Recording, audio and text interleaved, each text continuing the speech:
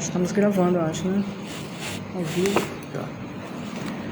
Bom, boa noite, né, para todos nós, para quem está aí assistindo, né, online, ou que vai assistir depois. A gente vai iniciar com a oração, depois a gente vai fazer o estudo dessa noite, né?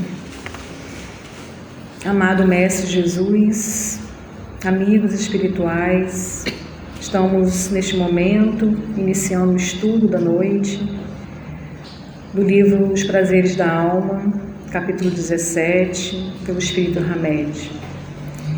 E a temática de hoje, né, seguindo, dando continuidade da semana passada, que foi o tema liberdade, vamos dar hoje o fechamento, né, dessa ideia, segundo a doutrina espírita. Agradecemos ao nosso Mestre Jesus pela essa oportunidade de trabalho e hoje também vamos ter um momento, né, de confraternização. Pedimos a Deus que abençoe o nosso grupo, 12 anos, e vamos, na verdade, o dia é amanhã, né, dia 1º de outubro, mas a gente hoje está aproveitando para confraternizar. Obrigada, Senhor, que assim seja. Então vamos, né, liberdade, né? Ana Cristina, semana passada, né, falou aí brilhantemente, né, sobre a liberdade. E hoje eu vou dar um pouco de um fechamento, vamos dizer assim, né? E Hamed vem falando, né, que a liberdade é na ciência a experimentação e o raciocínio. Na filosofia, a liberdade é o bom senso e a sensatez.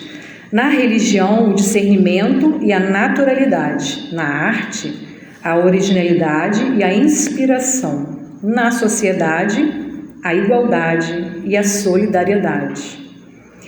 O estado de liberdade da criatura é proporcional ao seu grau de amadurecimento espiritual. Então vamos focar nesse parágrafo aqui, né? O estado de liberdade da criatura é proporcional ao seu grau de amadurecimento espiritual. Para a gente depois, no final, né, voltar a ele. O indivíduo liberto, mais que ideias ou ideais, escolhe os autênticos valores da alma, porque reconhece que estes orientam sua vida com lucidez, discernimento e ânimo. Possui uma excelente sociabilidade, produto de sua maturidade interior e manifestada na família, no trabalho, nos grupos de amizade, de afetividade religiosa, enfim, em todos os setores da sua vida comunitária. Então, se a gente for pensar aqui, né, Hamed, ele está colocando, né, que o indivíduo liberto, né, dentro dessa temática da liberdade, ele está focado na liberdade do espírito, né? Não é da liberdade do que a gente faz aqui, né? Como muitos, né, ficam focados, eu quero liberdade, quero sair onde eu quiser, né? Quero viajar, quero curtir. Não é essa liberdade que ele está falando, que o espírito, para atingir a liberdade, né, ele precisa de amadurecimento espiritual. E para alcançar esse amadurecimento, né, ele vai focar sempre nos valores da alma, né? Sempre nos valores que ele vai adquirir. De que forma? Vivenciando junto ao outro, né? Muitas pessoas falam assim, não quero saber de sair com fulano, não quero me ausentar de tal lugar, sumir da sociedade. Mas a gente só vai adquirir, né, essa liberdade através desse contato com o outro, né? Quando a gente aprende, né, dentro das relações, a lidar com os conflitos, a resolvê-los. E aí, resolvendo esses conflitos com o outro, a gente está resolvendo conosco mesmo, né? Que é o despertar de consciência, né? E nesse processo vai ocorrendo essa libertação, né? Essa liberdade de consciência aí.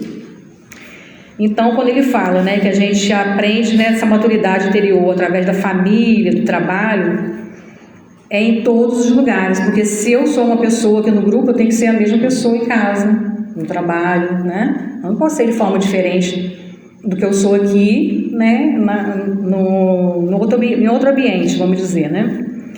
Então, Hamed vem dizendo que considera, né, e valoriza as orientações ou sugestões dos outros. Então, se eu me considero uma pessoa madura, uma pessoa em liberdade, um espírito já liberto, eu vou acatar, vamos dizer assim, né? Eu vou ouvir quando alguém tem uma opinião a dar a mim. Eu não vou ter um orgulho de falar, uma criança falando comigo, eu já sou mais experiente. Não é assim, né? Então, quando a gente está ali nesse processo, a gente entende, começa a entender que uma criança, quando traz, né? Quantas experiências que a criança também traz de outras vidas? Ela traz pra gente o quê? Momentos de aprendizagem, né? E às vezes as pessoas não consideram isso, e é importante considerar. Então, seja os pais, seja os filhos, seja os amigos, educadores, companheiros, né? E os cônjuges, a gente está nesse processo de aprendizagem, né? Desse despertar em nós. Então, ele diz aqui que nem por isso a gente perde a autonomia de agir e pensar livremente, por ouvir a opinião do outro, né? E aceitar de uma forma livre, né? E de forma construtiva. Sempre pondera e nunca julga. Então, esse homem liberto, ele não vai julgar, de modo algum. E aí, antes, ele vai observar e vai confrontar com o próprio pensamento dele. Ele fala assim, será que fulano falou isso de mim? Falou isso comigo? Será que é isso mesmo? A gente tem que analisar, não é ficar irritado, né? Muitas das vezes a gente se comporta assim, né? Como é que fulano fala isso de mim? Né? A gente se irrita, porque é natural, que a gente está nesse processo ainda, né? Então, é a gente entender, será que eu realmente sou dessa forma? Porque se eu não sou, é uma opinião dele, né, ou dela, né? Então, é o que eu penso sobre mim. Lógico que a gente tem que ter sempre um pensamento nada fechado, é sempre de forma aberta e de forma sempre construtora, né? Quem é livre desfruta uma atmosfera fluídica que facilita um progressivo desenvolvimento espiritual. Então, o Hamed está focado que quem é livre desfruta uma atmosfera fluídica que facilita um progressivo desenvolvimento espiritual. Não se considera indefeso, mas sim companheiro de viagem de outros seres humanos, pois sabe que a qualquer momento poderá refazer as cláusulas do contrato de sua experiência. Olha o que ele diz aqui, né? Esse contrato de existência é quando a gente desencarna, né? E a gente vai, a qualquer momento a gente pode refazer essas cláusulas, né? E aí ele fala, né, sobre essa questão da gente ouvir o outro, né? Quantas vezes, eu, por exemplo, trabalho no CRAS, né? Quantas vezes estou ali, é uma troca de saberes, né? Por mais que uma pessoa que eu esteja atendendo, de repente não sabe o que eu sei, mas eu também, muita coisa, eu não sei o que ela sabe, né? De experiência, de vida, de como que ela enfrenta as adversidades, as dificuldades que ela passa, as dificuldades, né, sociais. Então, é tudo uma troca de experiência, onde a gente vai aprendendo e isso vai enriquecendo o meu espírito também. Porque eu estou ouvindo essa pessoa, eu estou também absorvendo o que ela traz para mim, e isso também ajuda, né, no meu próprio desenvolvimento, né? E aí, Allan Kardec, ele vai falar sobre essa parte... Olá, boa noite. Ele vai falar sobre isso, né? No Livro dos Espíritos, para quem quer, né, quem quiser depois ler o Livro dos Espíritos, lá no capítulo 10, né? Onde Kardec recebeu, né, daí da pleiade de espírito, né, que contribuiu para a codificação, né, e vem falando sobre a lei de liberdade. E aqui ele pontua, né, liberdade natural, escravidão, liberdade de pensar, liberdade de consciência, livre-arbítrio, fatalidade, conhecimento do futuro, resumo teórico da motivação das ações do homem. E aí, assim, eu me atentei aqui, liberdade de pensar e liberdade de consciência, né? É o que temos em foco aqui, né? Dentro dessa temática que Hamed nos trouxe, né? Então, liberdade de pensar. Há no homem alguma coisa que escapa a todo constrangimento e pela qual ele desfruta de uma liberdade absoluta? Aí a resposta. É no pensamento que o homem goza de uma liberdade sem limites, porque não conhece entraves, pode se deter desde o voo, mas não aniquilá-lo. Porque quando a gente pensa, a gente é livre para pensar qualquer coisa, né? O outro não está ouvindo a gente pensar. Aí a gente aproveita e pensa até, né, que não deve. Tipo assim, né? Ui, que pessoa chata, né? Um exemplo, né? Então a gente tem essa liberdade de pensar, mas está arquivado, né, na nossa consciência, está arquivado, né, no nosso espírito, vamos dizer assim, né? Porque a gente está conectado com Deus através da nossa própria consciência, né?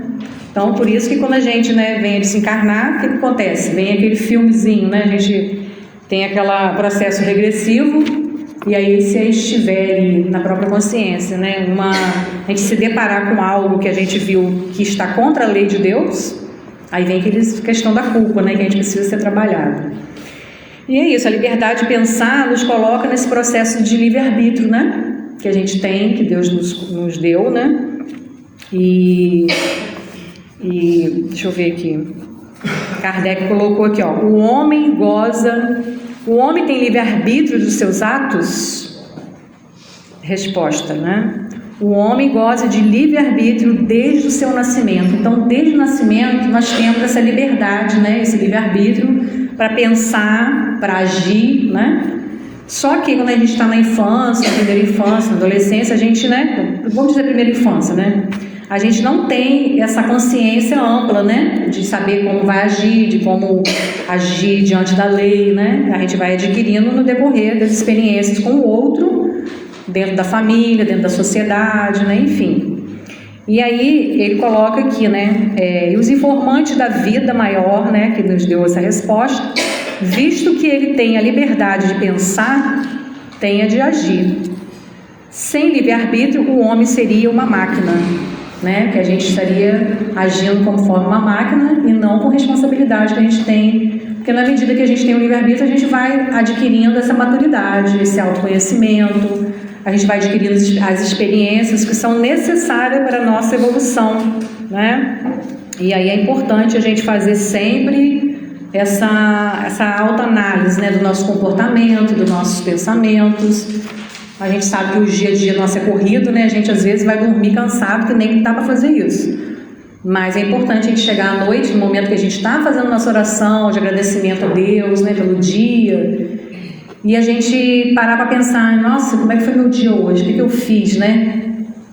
Poxa, agi assim, deixei de agir, não consegui falar isso, pensei em falar com fulano, né, para me desculpar de alguma forma, não consegui. Né? E a gente vai trabalhando esse processo, né? Que é tudo uma construção, né? E aí ele coloca aqui, né? Se há liberdade de agir, desde que haja liberdade de fazer, nos primeiros tempos da vida, a liberdade é quase nula, que foi o que eu falei, né? Na infância, a gente, né, não tem essa liberdade. Ela se desenvolve e muda de objeto com as faculdades. À medida que a gente adquire as experiências, a gente vai mudando, vai ampliando a nossa consciência, né? Ao longo da história, a liberdade de expressão sempre foi e será a condição essencial encontrada na estrutura psicológica de todos os homens sábios e livres. Então, a gente for pensar, né, quantas sociedades aí não têm essa liberdade de expressão, né? Quantos países têm essa limitação? As leis são totalmente diferentes, né? As nossas leis, a gente tem liberdade de expressão.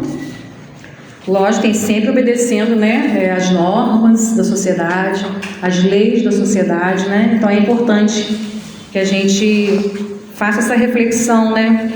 O que a nossa estrutura psicológica vai nos permitir, né? Então isso vai nos caracterizar se é homens sábios ou não.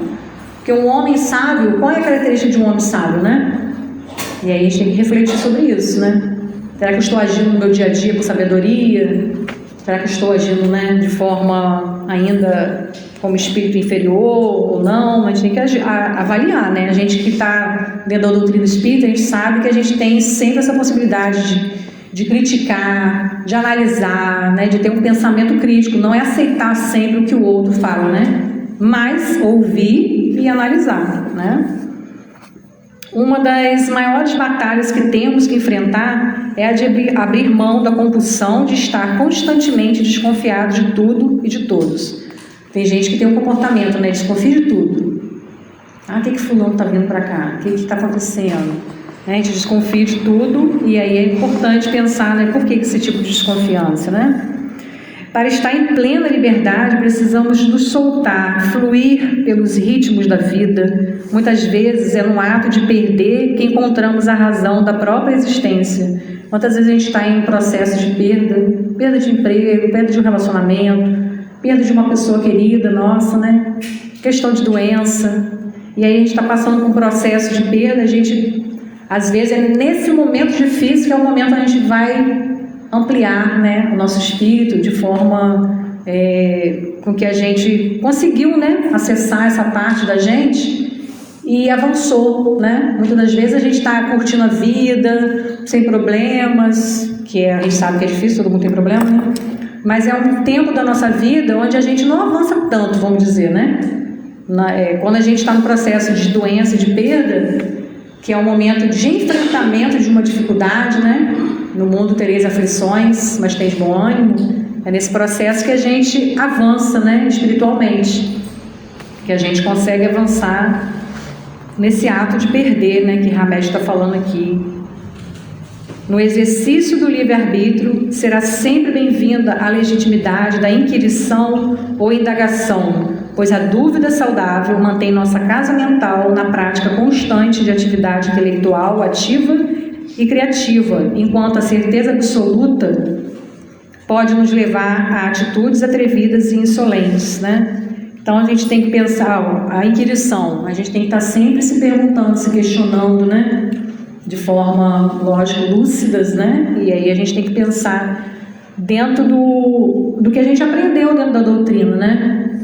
Respeitando as leis divinas, questão de liberdade de consciência, como que a gente está nesse pensar, né? Será que eu estou pensando de forma edificante, né? Será que eu estou pensando de forma destrutiva? É sobre isso que Hamed vem falar também aqui, né? Porque a dúvida saudável, ela é importante, né? A gente sabe que alguém chegou para você e falou algo. Ué, por que fulano falou? É a dúvida que nos traz, né? Se a gente está dentro de um templo, ou dentro de um local, né? Aqui dentro do grupo, o que Leonardo fala, o que Paulo Marcelo fala, o que Ana Cristina fala, quem que eu estou falando, vocês têm que sempre, né? Colocar assim, como assim, né? Botar a dúvida, né? Para poder fazer justamente, né? Essa inquirição. Isso vai levar aqui a resultados positivos, né? Do autoconhecimento, que é o que a gente faz do despertar de consciência, é o que faz o espírito se libertar. À medida que a gente adquire esse conhecimento, a gente vai despertando esse eu maior, né? A circunspecção, que é a atitude de quem olha cuidadosamente todos os aspectos por que se apresenta uma questão ou fato, deve vir sempre acompanhado de prudência e ponderação, né? Então, para a gente analisar os fatos, a gente tem que sempre ter prudência na hora de analisar algo, né? Ponderação, e aí vai envolver os valores que a gente já tem, né? Adquirido na nossa aula, não é isso? O verbo suspeitar provém do latim, aí eu pulei um negócio aqui. Existe uma enorme diferença entre circunspecção e receio incoerente, entre incredulidade patológica e suspeita lógica. O verbo suspeitar provém do latim suspectare, que tem como variável suspicere, que significa olhar o lado de baixo, ou olhar por baixo, né? O que vive em suspeita, ao contrário do livre, não está olhando a realidade das coisas. Tá quebrando o que aí, gente? Gil, traz um pouquinho de água para mim, por favor.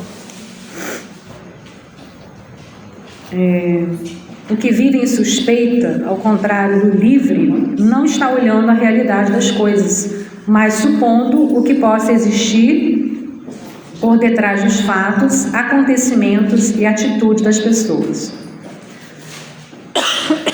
Eita. O desconfiado compulsivo está sempre preocupado em não ser enganado ou roubado, enquanto o liberto sabe que de nada nem ninguém pode extinguir ou se apropriar. Obrigada. Nossa.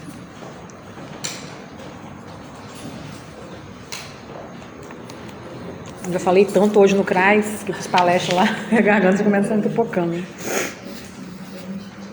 Então, ele está falando aqui que a gente, né, ter esse comportamento desconfiado do outro, das coisas, né?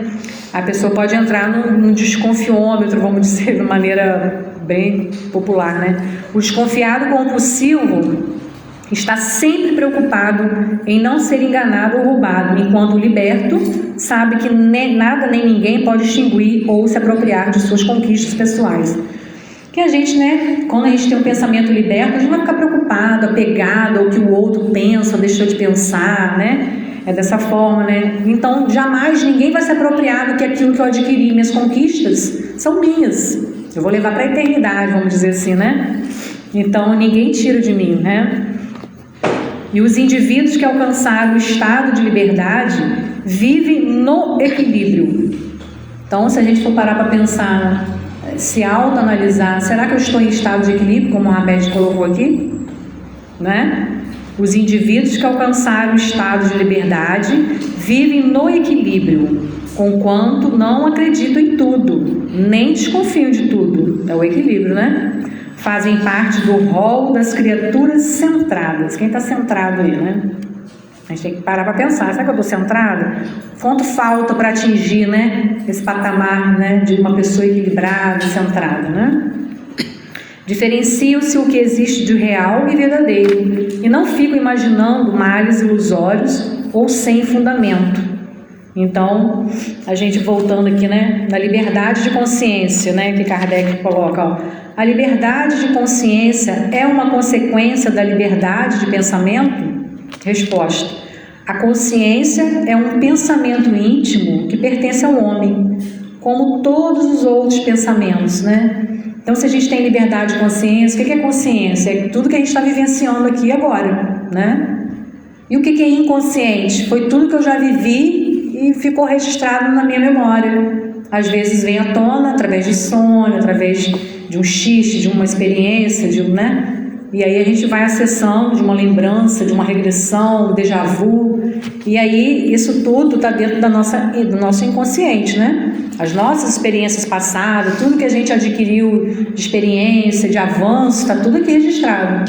Se eu sou hoje Beatriz, eu sou um somatório de tudo que eu já vivenciei lá atrás, né? De todas as experiências prazerosas, desprazerosas, tristes, felizes, né? A gente tem que guardar, né? O homem tem direito de entravar a liberdade de consciência, ó, não mais que a liberdade de pensar, porque só a Deus pertence o direito de julgar a consciência. Se o homem regula por suas leis as relações de homem para homem, Deus, por suas leis da natureza, regula as relações do homem com Deus. Então, a gente for pensar, né? O outro não sabe o que eu estou pensando, mas Deus sabe o que eu estou pensando. E aí o outro sabe como eu estou agindo. Se eu estou agindo de tal forma, é a forma que eu penso. Então, através do meu comportamento, eu vou estar o quê? Dando ali, né, o veredito de como eu penso, né? Então, a gente tem que tomar muito cuidado, né, das nossas ações, né, de com quem a gente se relaciona. Será que eu estou agindo corretamente com essa relação minha? Estou sendo fiel, fidedigno àquilo que eu penso, né? E o livre-arbítrio, né? Que a gente já leu ali no início, justamente é a parte da questão 843 e 844, né? Que Hamed expôs nesse capítulo, né? E aí ainda tem mais uma aqui, ó. As predisposições instintivas que o homem traz ao nascer não são um obstáculo ao exercício do livre-arbítrio? A resposta: as predisposições instintivas são as do espírito antes da sua encarnação. Foi o que eu falei agora, naquilo que eu trouxe no somatório das minhas experiências, que estão no inconsciente, mas na medida que eu vou vivenciando, muitas das vezes, né? A gente passa por experiência que a gente lembra de situações que a gente viveu no passado, de dores, de sofrimento, de traumas, que às vezes a gente, quando passa por algo próximo ou igual, a gente entra em sofrimento também. A gente acaba repetindo o comportamento do passado, ou não. Quando a gente está com o espírito desperto, né? A gente não vai repetir esses comportamentos que a gente errou no passado, em outras vidas, né? É sobre isso que a gente tem que fazer, a importância dessa autoanálise é sobre isso. Porque a gente não lembra do que a gente fez lá atrás, né? Quantas vezes a gente faz o diálogo aqui com os espíritos, né? Na doutrinação, e a gente coloca, né, com aqueles que estão cobrando algo de erro do passado. Olha, fulano está no momento, está aqui encarnado, né? Aceitou a retornar, passar por nova experiência, né? Teve essa oportunidade, mas ela não lembra do que aconteceu no passado. Então você está cobrando algo a ela que ela não lembra. E assim a gente, né? Também somos nós, né? Nós somos dessa forma. A gente lá atrás passou por situação e hoje a gente está buscando o quê? Melhorar, né? Foi para isso que a gente veio. Então, para a gente não ficar aí, estou vivendo uma existência tão sem realizações, sem base, estou muito adoecida, ou não tenho muitas realizações. Que tipo de realização que você quer ter? Você tem que primeiro pensar isso. Será que é focado sempre nas coisas materiais? Né? Porque primeiro ponto, a gente que já está dentro da doutrina espírita, a gente sabe, né? Nós somos espíritos numa experiência, né, na Terra. Logo, a gente veio para quê? Para avançar dentro das nossas possibilidades espirituais. Que é a hora que a gente for chamado, né? Como a Remédio colocou aqui, né? Quando a gente for chamado ali para refazer as cláusulas do nosso contrato de existência, e aí? O que a gente fez? O que a gente avançou? Né? É sobre isso. Então a gente está aqui para avançar, para ser uma pessoa melhor. E aí depende de cada um de nós, né? E a gente também só consegue realizar isso, lógico que é uma coisa individual, mas a gente só consegue nas relações com o outro. Olha que interessante, né? Então, para quem é aquela pessoa que não gosta, né, muito de estar em contato com o outro, evita pessoas, tem gente que fala, eu prefiro animais do que gente. Eu prefiro, ainda bem que eu trabalho com máquinas. Já ouvi isso diversas vezes, né? Eu amo pessoas, né? Trabalho com pessoas, trabalhei de CRAS, né? Eu amo, hoje mesmo estava no meio de várias pessoas. E assim, a gente está naquele lugar onde a gente deveria estar mesmo, né? Eu sempre falo, gente, eu devo ter aprontado bastante, porque eu estou no CRAS, porque assim, muitas experiências, né, de pobreza, de desigualdade, né, de dificuldade das pessoas, a gente acaba adentrando a vida do outro, né? E isso como que é tão complexo e tão enriquecedor ao mesmo tempo, né? Porque a gente está aprendendo com aquela pessoa. Quantas estão ali, não, minha filha, eu tenho o suficiente. Olha só como a gente aprende com o outro, né? Eu tenho o suficiente. A mulher, a pessoa, socialmente ali não tem nada, né? Ao olhar de muitos. Mas ela se sente completa, porque ela está falando pra gente, né? De que ela não precisa de nada, né? Então, assim, isso sim é um aprendizado, né? De uma pessoa com sabedoria, de uma pessoa que, com certeza, né? Ela está ali, de repente não tem estudo, não tem conhecimento, né? Não tem acessos como a gente tem, mas ela está acessando aquilo que é mais importante para ela. Ela está acessando a ela mesma, ela está conquistando a si mesma. E essa é uma das maiores conquistas nossas aqui na Terra. Não é conquistar título, né? Lógico que faz parte do nosso processo, né, também de aprendizado, mas isso não é o mais importante, né? A gente já aprendeu isso. Então, às vezes a gente até esquece, né? Às vezes a gente se pega na rotina e a gente não se lembra disso. Então, é sempre bom a gente ter, né, essa percepção, esse olhar, né, para dentro de si. Essa conquista faz parte desse olhar. Não adianta a gente se evitar.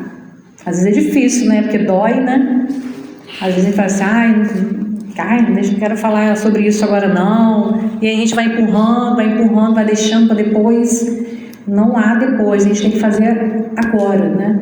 Se a gente está aqui hoje, a gente não sabe se vai estar aqui amanhã. De repente a gente se encarna amanhã, daqui a pouco na rua, a gente não sabe o momento de cada um de nós, né? Então, que seja agora a oportunidade de estar aqui, então, que a gente possa aproveitar.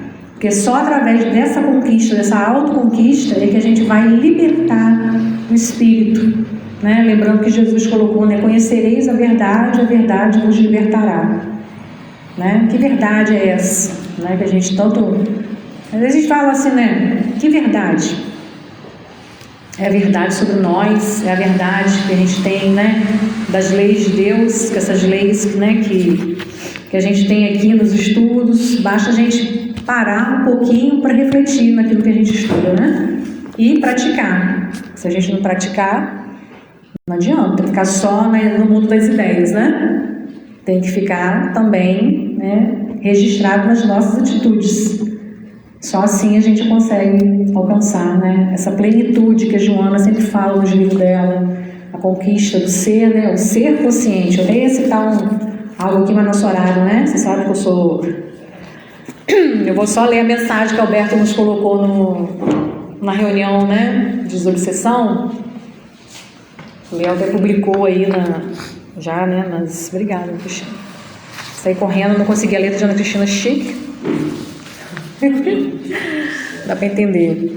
E Alberto colocou na reunião, né, sobre o livre-arbítrio, né, que vem também dentro de uma das temáticas aqui, né, do nosso estudo.